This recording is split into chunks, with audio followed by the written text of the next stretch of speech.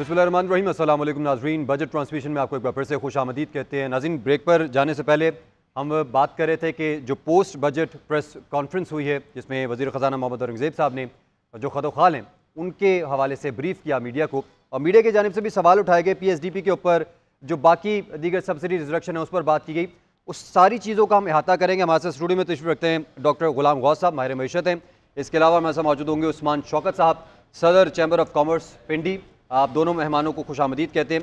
Doctor साहब, सबसे पहले तो आप कहिएगा, जिस तरह पहले बात कर रहे थे 4.2% ग्रोथ की प्रैक्टिकलिटी पर, उस पर ज़रा रोशनी डालिएगा, फिर हम आगे चलते हैं। बेसिकली अगर हम पाकिस्तान बजट को जो अभी पेश हुआ है या इससे पहले बजट है, अगर इसकी सेग्रीगेशन डीकम्पोजिशन करें तो हमें पता चलता है पाकिस्तान में हमेशा से एक्सपेंडिचर ज़्यादा और हमारे जो रेवेन्यूज़ है वो कम होते हैं। अभी हम बजट को देखें, इन्होंने 19.2 जो इसका रेवेन्यू रखा है, जिसमें 14 आपके डायरेक्ट टैक्सेस से आ जाएंगे और 5 आपके इनडायरेक्ट टैक्सेस से आ जाएंगे। अब इसके अगेंस्ट 25 ट्रिलियन का आपका जो एक्सपेंडिचर्स है, अब इन एक्सपेंडिचर्स को हम दो हिस्सों में डिवाइड करते हैं। एक है करंट एक्सपेंडिचर और दूसरा है डेवलपमेंट एक्सपेंडिचर। करंट एक्सपेंडिचर्स और डेवलपमेंट एक्सपेंडिचर के अलावा एक तीसरी चीज़ है जिसको हम कहते हैं NFC अवार्ड। अच्छा, अब इस जो आपका 25 है, इसमें से 8.2 ट्रिलियन NFC अवार्ड में चला जाएगा, जो सूबों को आप देते हैं फॉर जो शेयर है आपका फेडरल बजट। अब ये चला गया रेवेन्यू से। अब रिमेनिंग आपके पास रह गया अराउंड 17 में से 8.2 चला गया डेट सर्विसिंग में, जो कि करंट एक्सपेंडिचर का हिस्सा है। अब इसमें से 17 में से 8 निकाल दे तो रिमेनिंग आपके पास बच गया 9। अब 9 में से 2.5 चला जाता है डिफेंस को ट्रिलियन में, तो आपके पास उस 7 और इसके 6.5 के अराउंड बच जाता है। अब इसके अलावा तमाम जो अखराजात होते जाएंगे, लेकिन एंड पे आ जाए PSDP में, इसमें आपको दिया गया 1.2 ट्रिलियन, जिसमें से 0.25 जो है या 28 है ये आपके पास लैंडिंग में जाएगा, लोन लैंडिंग में, और जो रिमेनिंग 1 ट्रिलियन यानी डॉक्टर साहब सॉरी आपकी बात काट रहा हूँ, आप बिल्कुल बात आपने बिल्कुल दुरुस्त फरमाई, और यही बात आपने पहले भी पॉइंट आउट की थी कि जो एक्सपेंडिचर है वो बहुत ही ज़्यादा है, रेवेन्यू बिल्कुल ही कम है, और उसको हम सामने रखें तो 4.2% जो ग्रोथ रेट है उसकी प्रैक्टिकलिटी में समझ नहीं आती, और ये समझाने में नाकाम भी दिखाई दे रही है वज़ारत ख़ज़ाना। उस्मान शौकत साहब, आप कहिएगा, हमने ये देखा कि ये बात सामने आ रही थी जी कि पुरानी गाड़ियाँ जो वो सस्ती करने जा रहे हैं हुकूमत जो है इस सारे रिफॉर्म्स के दौरान, लेकिन वहीं दूसरी तरफ जो मिडिल क्लास जो छोटी गाड़ियाँ यूज़ करती है जिसकी इंजन कैपेसिटी कम है वो महंगी हो रही है, उनको उस पर मज़ीद टैक्स आयद किया जा रहा है। इस इक़दाम को आप किस तरह से देखते हैं, और जो ओवरऑल बजट है उससे आपकी क्या एक्सपेक्टेशंस हैं? जी थैंक यू। आपने आज इस बजट के इम्पोर्टेंट प्रोग्राम में मदू किया। बेसिकली जो आपने पहला सवाल किया गाड़ियों के हवाले से, डेफिनेटली देखें जो छोटी गाड़ियां हैं उन पे भी अब जो है वो 12.5% से सेल्स टैक्स बढ़ा के 18% कर दिया गया है। बड़ी गाड़ियां जो थी वो तो ऑलरेडी 18% पे थी। साथ साथ जो हमने देखा कि हाइब्रिड व्हीकल्स, जिसको बहुत प्रमोट किया जा रहा था काफ़ी अर्से से कि वो क्लीन और ग्रीन जो है वो टेक्नोलॉजीज़ को अडॉप्ट किया जाए और हाइब्रिड व्हीकल्स लाए जाएँ, तो उन पे भी हमने देखा कि उसमें भी जो टैक्स की छूट थी वो GST वो भी दोबारा बढ़ा दी गया। तो ओवरऑल तो कार्स की प्राइसेस बढ़ेंगी और डेफिनेटली इससे इन्फ्लेशन जो है वो मजीद बढ़ेगी।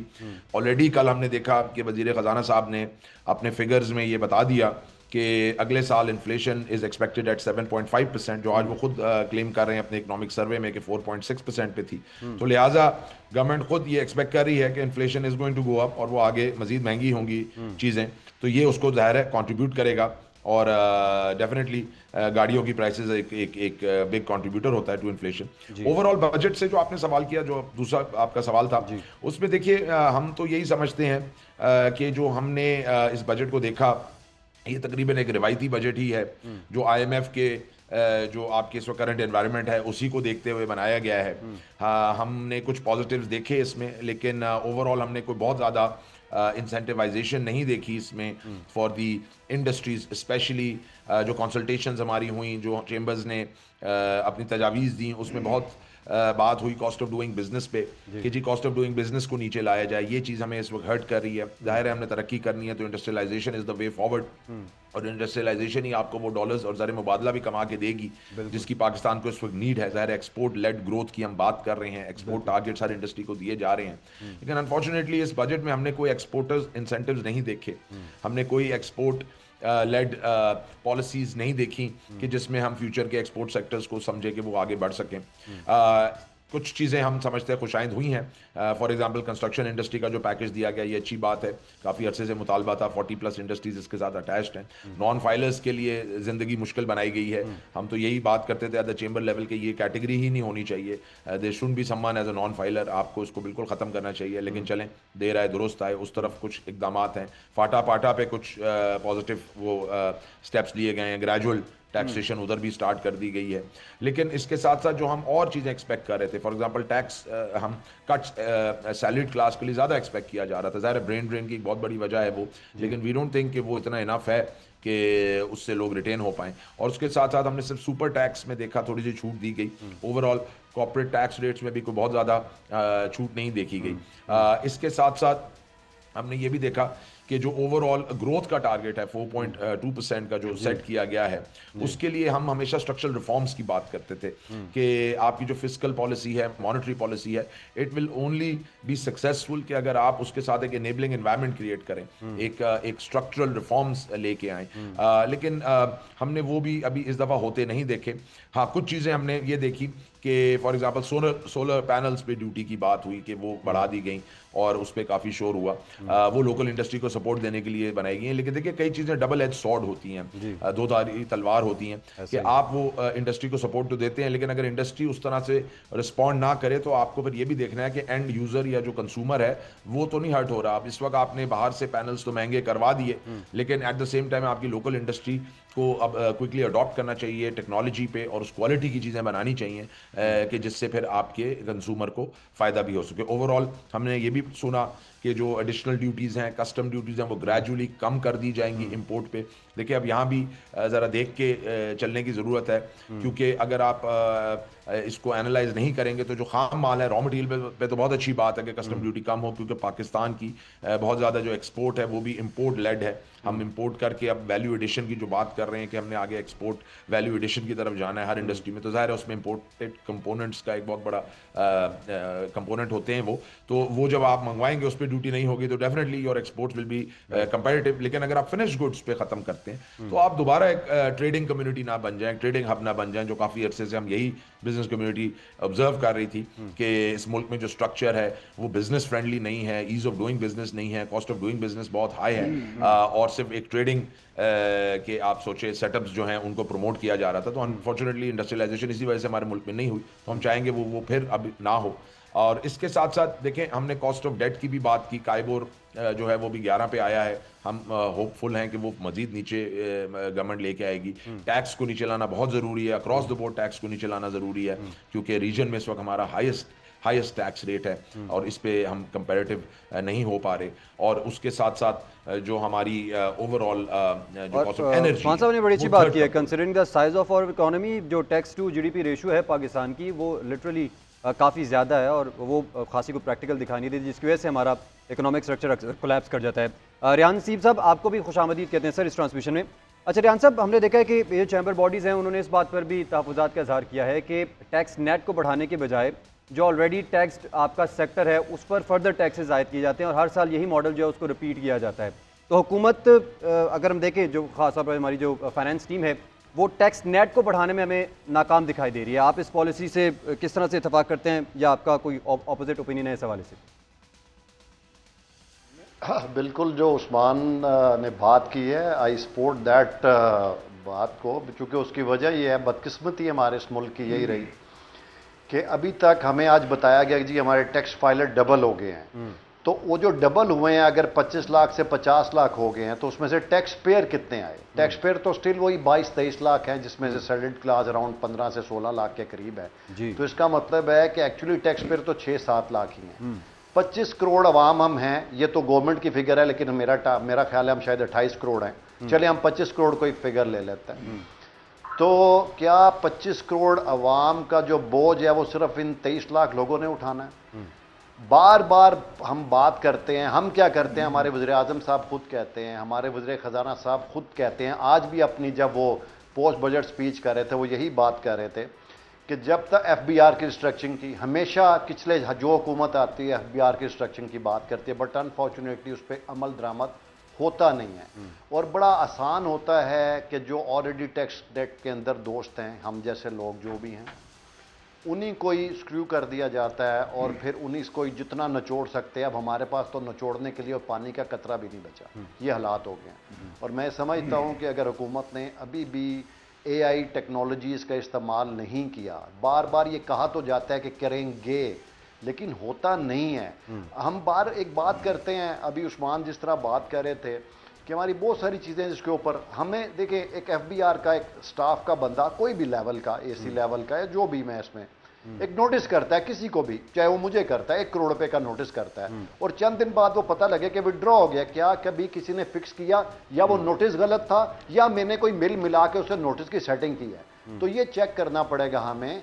ये आप इस तरह निज़ाम नहीं चल सकता। मैं बड़ा कैटेगरिकल इस पे हूँ। देखिए अभी बजट आया है, इंडस्ट्री के हवाले से कोई उसके लिए आपने देखा है कि कोई, हम उड़ान पाकिस्तान की बात करते हैं कि $60 बिलियन की एक्सपोर्ट्स हमने करनी है कमिंग 4 इयर्स में, पूरे बजट में कोई बात हुई? आज पोस्ट बजट स्पीच में जो वज़ीर ख़जाना साहब ने कहा, मैं उस बात से बिल्कुल एग्री करता हूँ कि जॉब्स देना, जॉब की क्रिएशन और जो एक्सपोर्ट की ग्रोथ है वो इंडस्ट्री का काम है, वो हुकूमत का काम नहीं है।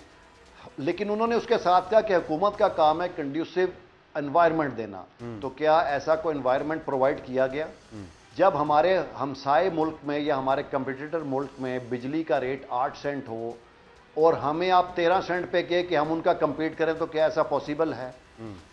क्या पॉलिसी रेट अगर हमारे हमसाया मुल्क और हमारे कंपटीटर मुल्क में 5 से 6% हो और आज हम 11+3 अगर स्प्रेड करते हो तो 14 हो, तो क्या ये मुमकिन है हम उनका मुकाबला कर पाएंगे? आप ये देखें कि जो मुल्क 20 साल पहले हमसे आधी एक्सपोर्ट करते थे, मैं स्पेशल नाम लेना चाहूँगा वियतनाम का, जो आज $450 बिलियन से ज़्यादा की एक्सपोर्ट कर रहा है और हम वही पिछले 15-20 साल से 30 से $35 बिलियन के चक्कर में घिरे हुए हैं। तो हम ये कब समझेंगे कि क्या ऐसा कमी है जो हम अपनी एक्सपोर्ट्स को ग्रो नहीं कर पाए? अभी उस्मान बिल्कुल ठीक कह रहे थे, हमारी बदकिस्मती है कि जब हमारी ग्रोथ होती है तो हमारी सारी ग्रोथ इंपोर्ट लेड ग्रोथ हो जाती है। Actually it should be export led growth, but unfortunately हमने एक्सपोर्ट के ऊपर काम ही नहीं किया, ना हमने अपने लोगों को उसका एडवांटेज दिया। अब कुछ बिजली में थोड़ा सा रेट की बेहतरी आई, मुझे बताएं, जब 22% पे आप पॉलिसी रेट ले गए, 22 का मतलब है स्प्रेड के साथ 25%, बिजली का रेट ₹65 यूनिट। कोई दुनिया में इंडस्ट्री चल सकती है? मेरा फैसलाबाद जो कि मैनचेस्टर ऑफ पाकिस्तान था, आज मैं तो बात करते हुए डरता हूं, ऐसे ऐसे बड़े नाम, वो इंडस्ट्रियां बंद नहीं हुई, वो इंडस्ट्रियां स्क्रैप हो गई हैं, उसका जिम्मेदार कौन है?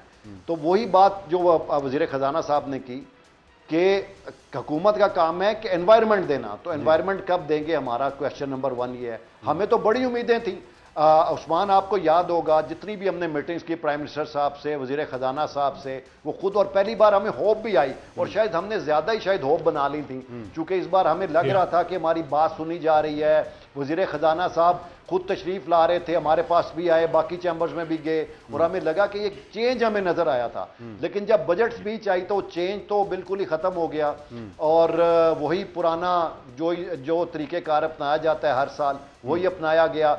जो हमारे प्राइम मिनिस्टर साहब के साथ मीटिंग्स होती रही जिसके अंदर हम डिस्कस करते रहे और हम बड़े पुरुमीद थी कि चीज़ें बेहतर होंगी और हमारा तो ख्याल था कि cost of ease of doing business के ऊपर बात करेंगे वज़ीर ख़जाना साहब, हम एक्सपोर्ट लेड ग्रोथ की बात करेंगे, उसके ऊपर कोई पॉलिसी आएगी। कोई जैसे हमारी डिस्कशन हो रही थी कि आप एक्सपोर्ट एनहांसमेंट की बात करें जैसे बाकी दुनिया के मुल्क करते हैं, जैसे आज से चंद साल पहले थी कि इतने % की आप एक्सपोर्ट करेंगे तो इतना आपको DLTL मिलेगा, इतने की करेंगे। और हारून अख्तर साहब स्पेशली इसके ऊपर काम कर रहे थे, मैं उनकी तारीफ करूंगा। हमसे ज्यादा अच्छा केस प्राइम मिनिस्टर के आगे वो हमारा केस प्लीड कर रहे थे, बट अनफॉर्चुनेटली शायद उनकी भी नहीं सुनी गई।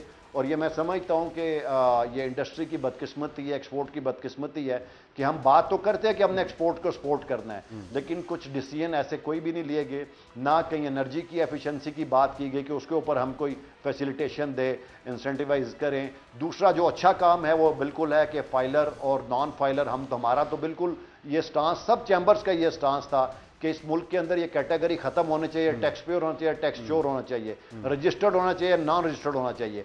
आज भी आप देखिए हमारी कॉटन की क्रॉप की वो बात करते हैं कम हो गई, बिल्कुल कम हुई, लेकिन जो माल आउट ऑफ बुक्स बिका, जो 20 से 25 lakh bill out of books बिकी, उसके ऊपर कोई चेक एंड बैलेंस आया, उसका जो यान बना उसके ऊपर कोई चेक एंड बैलेंस आया? ये सारी चीजें देखने वाली हैं।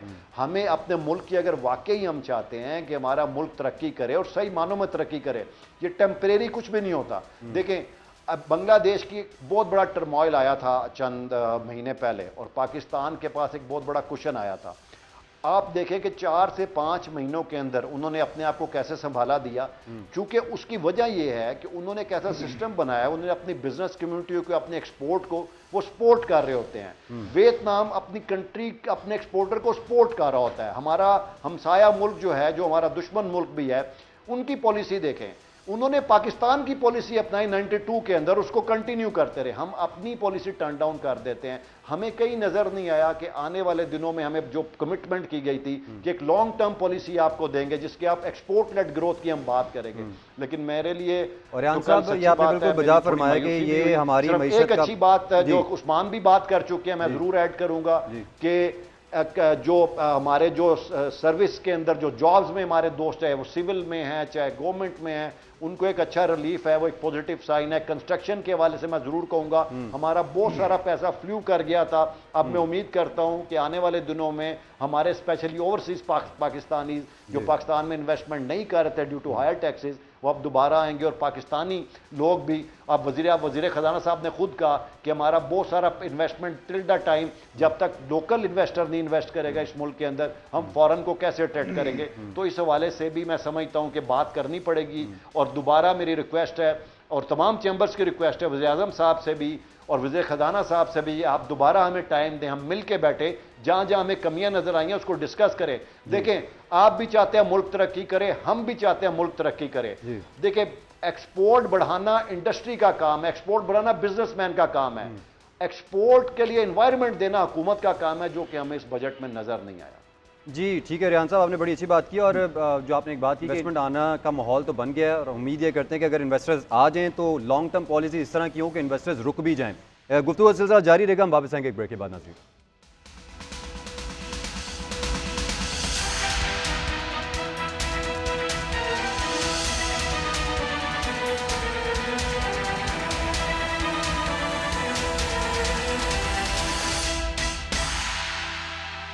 नाज़रीन, बजट ट्रांसमिशन में एक बार फिर से आपको खुशामदीद कहते हैं। अच्छा डॉक्टर साहब, अब बात कर लेते हैं PSDP की, जिसको अगर हम डिफ़ाइन करें तो उसको कहते हैं पब्लिक सेक्टर डेवलपमेंट प्रोग्राम, जो कि है आवाम की बहबूद के लिए सारा प्रोग्राम है। इसका जो बजट इस बार मुख्तस किया गया है वो 1 ट्रिलियन रुपीज़ है, जो कि लास्ट ईयर के साथ अगर हम कंपेयर करें तो 1.4 ट्रिलियन था, जिसको रिड्यूस करके 1 ट्रिलियन पर ले आए हैं। कुछ जो माहिरीन हैं वो ये भी कह रहे हैं कि इसको प्रायोरिटाइज़ किया गया एजुकेशन और स्पेस और एविएशन पर। इसकी क्या हक़ाइक़ है, सूरत हाल क्या है, PSDP के क्या क्या मसाइल हैं, ये लगता कहाँ पर है, डेवलपमेंट होती दिखाई क्यों नहीं देती हर साल? डॉक्टर साहब से बात करेंगे। डॉक्टर साहब बताइएगा ज़रा क्या वजूहत है? बेसिकली PSDP प्रोग्राम जो है ये आपके डेवलपमेंट प्रोजेक्ट्स को डील करता है, और डेवलपमेंट किसी भी इकॉनमी के लॉन्ग रन ग्रोथ के लिए बहुत ज़रूरी होती है। अगर आपको मेजर इंफ्रास्ट्रक्चर डेवलप नहीं कर रहे, आप फैसिलिटेट नहीं कर रहे, जैसे अभी प्रेसिडेंट चैम्बर ऑफ कॉमर्स ये बात कर रहे थे कि हमारे यहाँ जो है वो इंडस्ट्री को ऐसा इन्वायरमेंट कहाँ दिया जा रहा है कि इंडस्ट्री ग्रो करे। यही बात मैं पहले कर रहा था।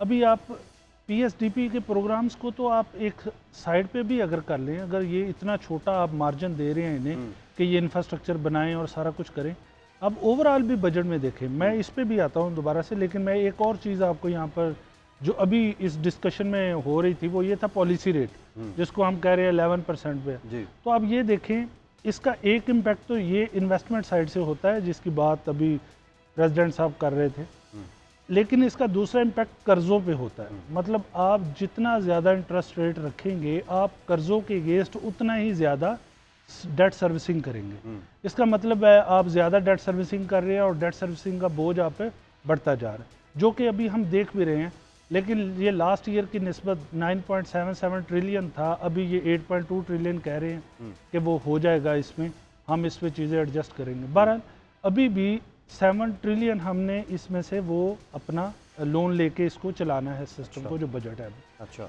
अब डेवलपमेंट प्रोजेक्ट्स आप एजुकेशन के ले लें, आप इंडस्ट्री के लिए ले लें, आप एग्रीकल्चर के लिए ले लें, आप किसी हेल्थ सेक्टर के ले लें, अगर डेवलपमेंट प्रोजेक्ट्स होंगे नहीं, नई चीज़ें डेवलप करेंगे नहीं, इंफ्रास्ट्रक्चर बनाएंगे नहीं, तो ग्रोथ कैसे होगी? ग्रोथ तो इम्पॉसिबल है अगर आप डेवलपमेंट स्ट्रक्चर को लेकर। जब अभी बातें हो रही है कि स्ट्रक्चरल रिफॉर्म है, तो स्ट्रक्चरल रिफॉर्म है क्या? वो यही है कि आप एक इंफ्रास्ट्रक्चर खड़ा करें, आप एक ऐसी चीज़ डेवलप करें, ऐसी स्कीम्स लेके आएँ, इन प्रोजेक्ट्स को थोड़ा सा प्रायोरिटाइज करें on the basis of needs of the people of this country, कि आपके सेक्टर्स किस तरफ जा रहे हैं। अभी इंडस्ट्रियल सेक्टर की बात हो रही थी, मैं बता रहा था इसका शेयर 18% था लास्ट ईयर, कम होके मतलब कहाँ पे 40 से गिरता गिरता 18% तक आ गया। अभी इसको कह रहे 4% ग्रो करेगा एंड सो ऑन, जो भी किया है एंड 22 के करीब चला गया। लेकिन फिर भी ये ग्रोथ कोई ऐसी बड़ी ग्रोथ नहीं है जिससे आपकी इंडस्ट्री में कोई रेवोल्यूशनरी किस्म की मतलब कोई चेंजेस आने वाली हैं। तो इन चीज़ों को अभी देखने की ज़रूरत है। पीएसडीपी प्रोग्राम, मैं जैसे सेक्टर्स के नाम ले रहा हूँ, मेजर सेक्टर्स जो भी हैं आपके, और इसके सब सेक्टर, जैसे इवन दो आप कंस्ट्रक्शन इंडस्ट्री की बात कर लें, आप रियल एस्टेट्स की बात कर लें, उसके लिए भी ये चीज़ें ज़रूरी हैं। तो इसका रोल तो बहुत अहम है। अब दूसरी बात कि हम इस पे बजट लगा क्यों नहीं पा रहे, ये एक बड़ा अहम इशू है। वो ये कि आप अपने बजट को, अभी 25 ट्रिलियन का आप बजट बना रहे हैं, इसके 3 हिस्से कर लें, 888 चलें 8.2 या 8.5 कर लें, सही। अब इसको डिवाइड कर दें 3 चीज़ों पे, डेट सर्विसिंग 8.2, एनएफसी वार्ड 8.2 और रिमेनिंग आपका 8.2। और वो 8.2 रिमेनिंग आप कहाँ से पूरा करेंगे? लोन लेके। आपने 8.2 आपका जो बजट है टोटल वो है आपने 19 का बनाया, 16 तो आपने डेट सर्विसिंग और एनएफसी वार्ड में दे दिया, पीछे रह गया 3, 2.5 आपने दे दिया डिफेंस में, आपका बजट तो खत्म हो गया। अब तो आपके पास नहीं है खर्च करने का, लोन्स लेंगे। हाँ, अब आप क्या करेंगे? अब लोन्स लेंगे। अब लोन्स लेने का भी एक तरीका है। आप ऐसे प्रोजेक्ट्स डेवलप कर रहे हैं पाकिस्तान में, अनफॉर्चुनेटली ओवर द टाइम जो नेगेटिव रेवेन्यू जनरेट कर रहे हैं। आप मेट्रो ट्रेन की, मेट्रो बस की एग्जांपल ले लें, आप उस पर पे कर रहे हैं, आप बेशक सोशल सर्विस दे रहे हैं, लेकिन वहाँ पे जो आप समाजी कोई भी या आप माशरे के लिए कोई काम करना चाह रहे हैं, कम अज कम उसको अपनी कॉस्ट तो बियर करें ना। वो आपके लिए फर्दर फ्यूचर में वो एक और जिसे वाइट एलिफेंट कहते हैं वो जनरेट हो रहा है, लायबिलिटी बनता जा रहा है, नेगेटिव रेवेन्यू आ रहे हैं जो आप डेवलपमेंट प्रोजेक्ट्स कर रहे हैं। ऑरेंज ट्रेन को देख लें, यही है, टिकट महंगी है, आप 50 रुपए की दे रहे हैं, इसका मतलब है बकाया आप खुद से बियर कर रहे हैं। आपने अभी उसकी जो उस पर इन्वेस्टमेंट की है वो भी आपको रिटर्न नहीं होनी, और आप उस पर और ज़्यादा पैसे लगाने।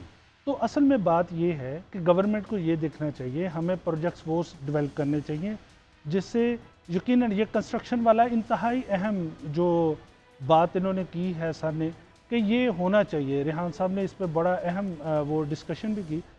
कंस्ट्रक्शन इंडस्ट्री का अगर आपने उसको टैक्सेस को रिड्यूस किया ना, इससे फ़ायदा होगा, क्योंकि पाकिस्तान में अनस्किल्ड लेबर बहुत ज़्यादा है और वो मूव करते हैं कंस्ट्रक्शन इंडस्ट्री की तरफ।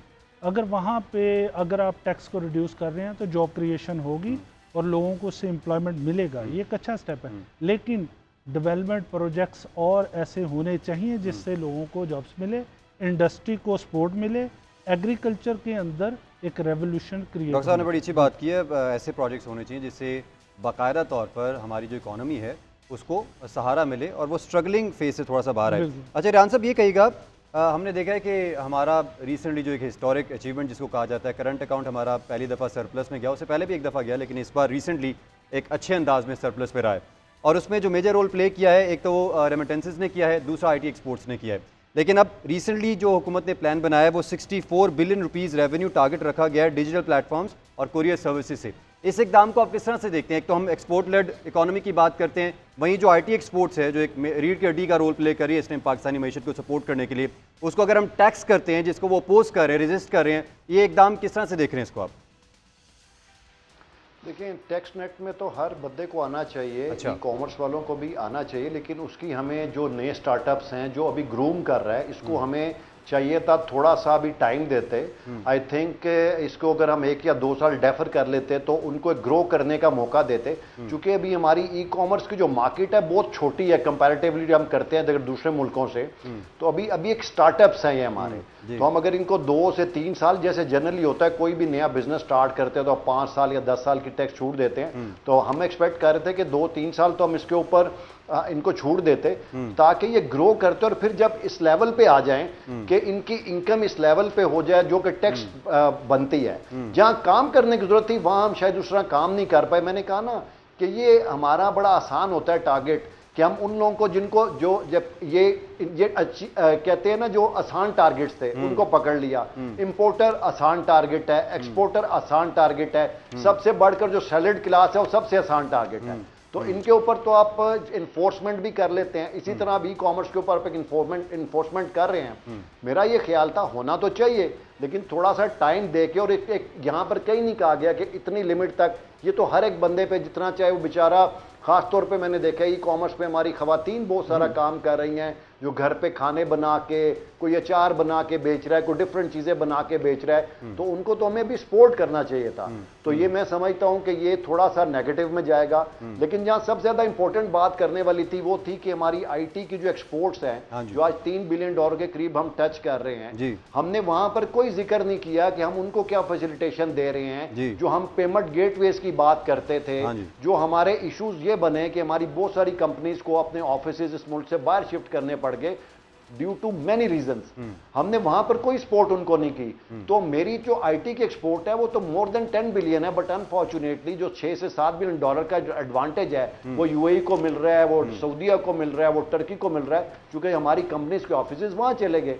अब जब तक आप अपने लोगों को सपोर्ट नहीं करेंगे, आपने देखा कि मेरे यंग बच्चों ने जिस तरह अभी साइबर अटैक्स किए हमारे दुश्मन मुल्क पे, तो दुनिया हैरान है कि हमारे पास इतना टैलेंट है जिसका पता नहीं था। दुनिया तो सिर्फ इनको समझती रही हिंदुस्तान को कि सिर्फ आईटी के आगे यही स्ट्रॉन्ग है, लेकिन पाकिस्तान के बच्चे उनसे ज्यादा मैं समझता हूं टैलेंटेड हैं, और पाकिस्तान के बच्चों ने करके दिखाया। लेकिन हमने उनको वो अभी तक वो ना स्पेस दी, ना हमने उनको कोई सपोर्ट किया इस बजट में। जैसे मैं इंडस्ट्री की बात कर रहा हूं, इसी तरह आईटी की एक्सपोर्ट्स भी हमारी बड़ी ज़रूरी है, लेकिन बदकिस्मती है हमारी कि हम बहुत सारी चीज़ों को इस बजट में शायद उस तरह से नहीं ले पाए। जो एक्सपेक्टेड था रेहान साहब, वो हमें उस तरह से होता दिखाई नहीं दिया। रेहान साहब ने भी बड़ी सेहर हासिल गुफ्तगू की, इसी तरह डॉक्टर गौस साहब ने भी बड़ी अच्छी गुफ्तगू की। नाज़रीन, ये जो बजट के ऊपर बहस है ये चलती रहेगी। ब्रेक के बाद आपको मुनीर से ज्वाइन करेंगे, आप जीएनएन के साथ रहिए।